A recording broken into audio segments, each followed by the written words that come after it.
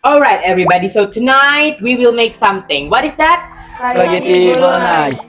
Alright, with this basic team 2A classes, let's go. Okay, at the first step, we open the spaghetti and then put the spaghetti on the hot water. Alright guys, we're gonna stir it. Okay, this all is finished, so turn off the stove. Now my turn is cook the bolognese sauce. Okay guys, it's time to stir sauce. Okay everyone, I want put the sauce in the noodles.